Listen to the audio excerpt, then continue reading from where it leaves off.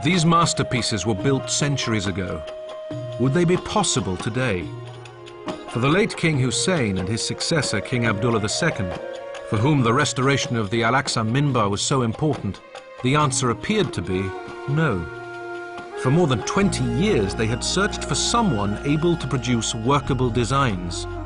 No one, even with the help of the most sophisticated computers, could crack Nur al-Din's complex Minbar code.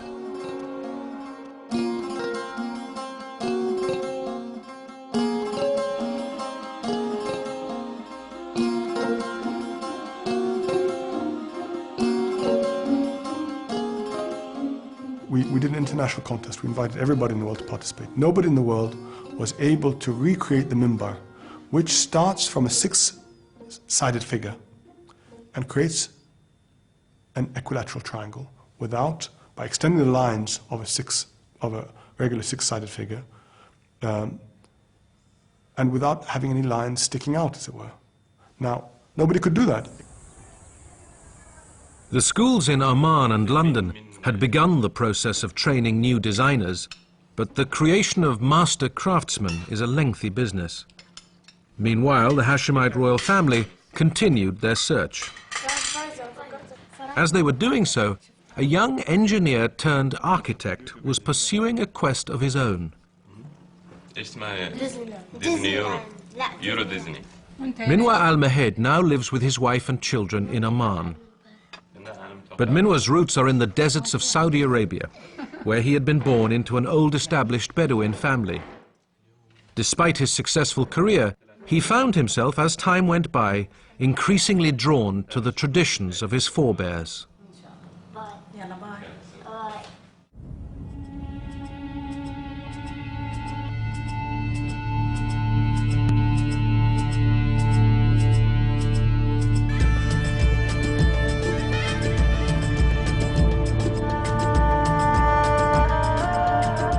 First and foremost, I'm a Bedouin. I've studied everywhere in the West, and I was exposed to all the modern life and things.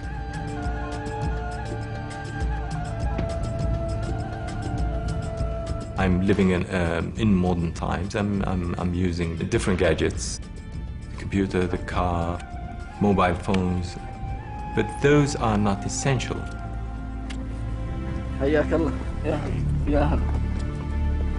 Life is about the essentials.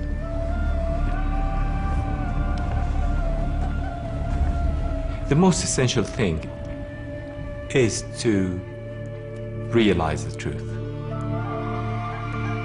And so concentrate on what brings you nearer to that truth.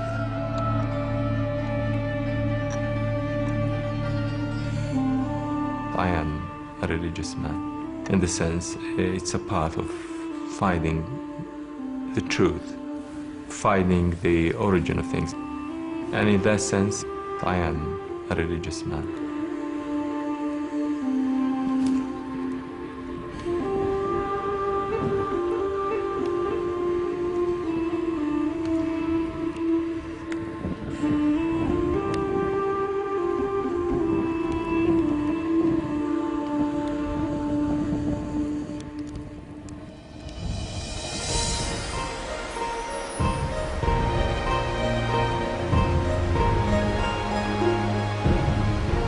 As Minwa's personal quest for truth continued, he found himself more and more fascinated by Islamic art, craft and architecture, and he too became concerned that many of the old skills had been lost.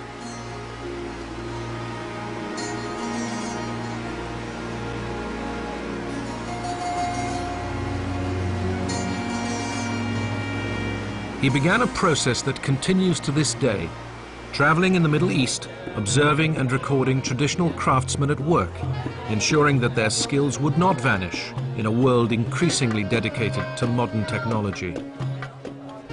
But studying craftsmanship alone was not enough. Minwa became interested in the ideas that lay beneath what he was seeing. At that period of time, I was reading metaphysics, philosophy, and everything. So I really was looking deeper and deeper into things, and I wanted something that translates all those higher ideas, and those ideas that are universal.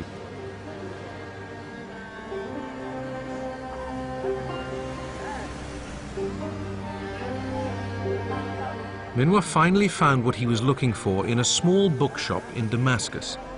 It was a book called Islamic Patterns, and it was written by Professor Keith Critchlow, whose work led to the founding of the Prince's School in East London. Its effect upon Minwa was profound. It talks about geometry and the basis of Islamic art. Right away, I realized that this book really talks about something which I wanted to know for some time. Minwa used Keith Critchlow's erudite book to teach himself the principles and techniques of sacred geometry. For the next year, he devoted his time to studying the great designs of the past, discovering as he went a passion that was to shape his future. So when, after many dedicated years of searching, King Hussein of Jordan declared an international competition to find a design for the new minbar, Minwa al-Mahid was more than ready for the challenge. He applied. If it wasn't that I found his book a year before that, and I had a year of practicing how these things would be done, and realizing how these things could be done, it was no way that I would enter the competition, and no way that I would know how to do it in the first place. So I wouldn't embarrass myself. But thanks to Keith, I wasn't embarrassed. I did it. They gave everyone a photograph of a panel that they wanted redrawn according to Islamic patterns, and they themselves did not know that this is based on a science, and that science is geometry. So I did the detailed drawings, and we did a little bit of animation because they were interested in the reconstruction of the minbar itself.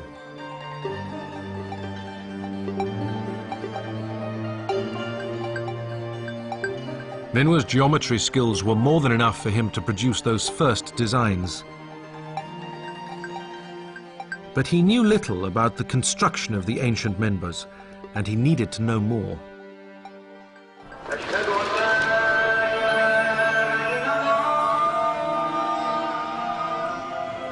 He headed first for Aleppo, where the original minbar had been made, so many centuries before. Would there still be clues for him there?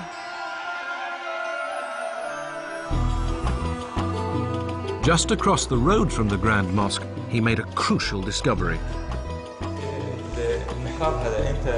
The Halawaya school, where the original minbar was made, still stands, and within it there is a mihrab, a prayer niche, whose quality drew Minwa immediately. نعم اللي صنعه هو أبي الحسن محمد الحراني مذكور اسمه في الأعلى. هو نفس هذا الاسم لقينا وين أبي الحسن الحراني. أبي الحسن محمد الحراني. The mihrab was indeed built by the very same person who designed the Minbar of Saladin. محطوط نفس الاسم. معناها هو نفس المحراب اللي صنع مع المنبر. مع المنبر نعم الصانع واحد كان. الصانع واحد. أبي الحسن محمد. والله هذه ممتازة. Finding the mihrab was a turning